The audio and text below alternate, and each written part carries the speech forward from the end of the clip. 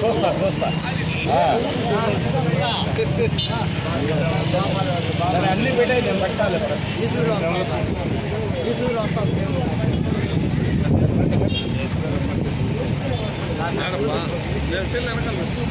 ఇప్పుడు వచ్చాను. అదే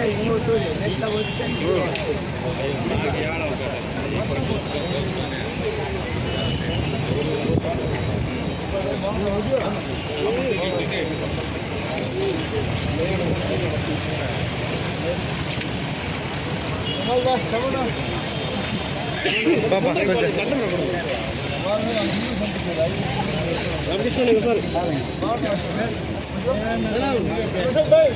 देखा फोटो सभी खुद फोटो देख लिया अंदर है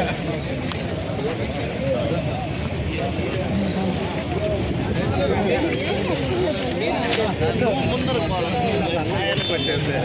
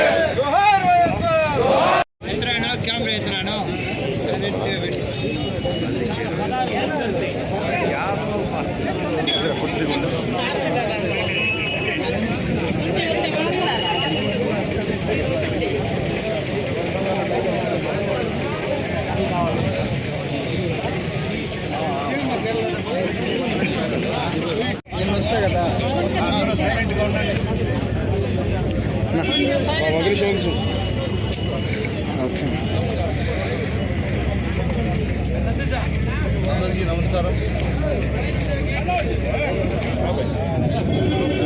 ఈరోజు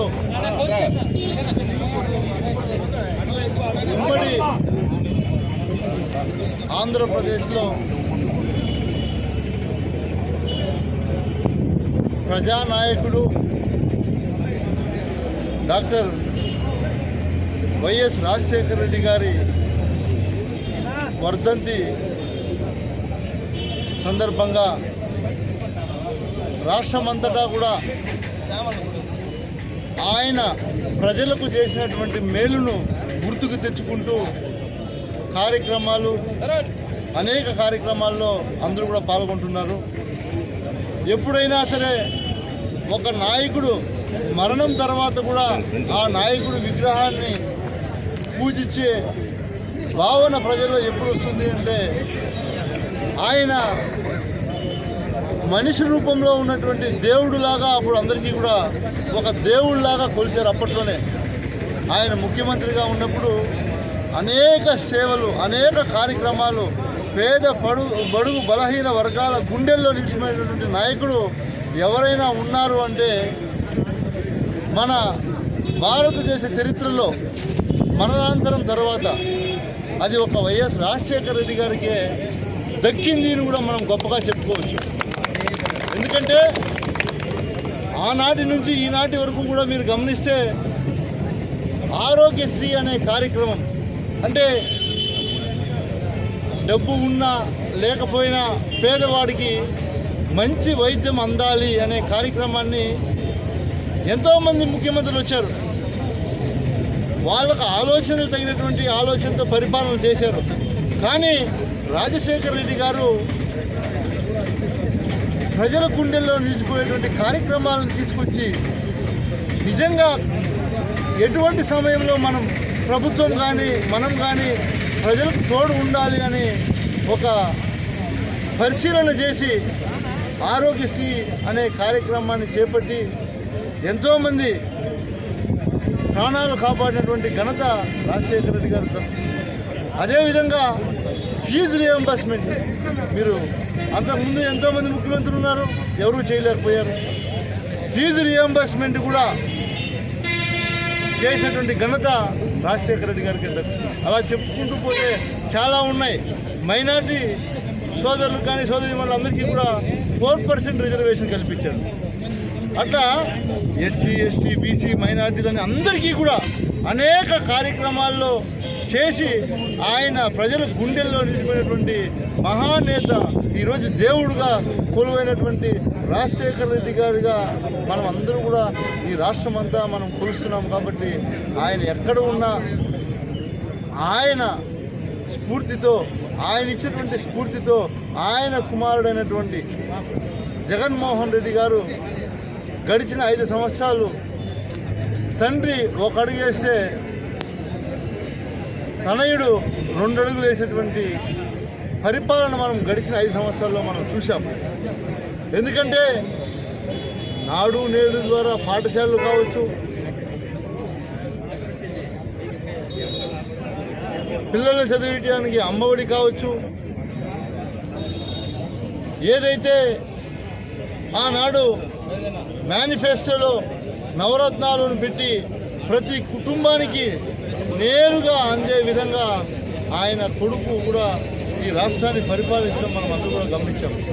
కాబట్టి రాజశేఖర రెడ్డి గారు ఏదైతే నేర్పించారో ఆయన కొడుకు కూడా అదేవిధంగా ఈ రాష్ట్ర ప్రజల కోసం ఎంతో కృషి చేస్తున్నటువంటి ఘనత ఈ రాష్ట్రానికి దక్కింది. కాబట్టి అందరూ కూడా గమనించాలి. కాబట్టి ప్రతి ఒక్కరికి తెలియజేస్తున్నాం, రాబోయే రోజుల్లో మళ్ళీ కూడా మనం జగన్మోహన్ రెడ్డి గారిని ముఖ్యమంత్రిని చేసుకోవాలి. మంచి పరిపాలన ఆయన అందిస్తాడని మనం అందరం కూడా చూసినటువంటి పరిపాలన మళ్ళీ అందుతాయి. ప్రజలందరూ కూడా ఇప్పటికే ఈ గడిచిన ఈ 1.5 సంవత్సరం ఏదైతే కూటమి పరిపాలన ఉందో ఈ పరిపాలన వల్ల ప్రజలు పడుతున్నటువంటి ఇబ్బంది మనం ప్రత్యేకంగా చెప్పాల్సిన అవసరం అయితే లేదు. కాబట్టి రానున్న ఎన్నికల్లో ఖచ్చితంగా జగన్మోహన్ రెడ్డి గారిని ముఖ్యమంత్రిగా చేసుకుంటారని కూడా నేను భావిస్తూ అందరికీ కూడా ధన్యవాదాలు తెలియజేసుకుంటూ సెలవు.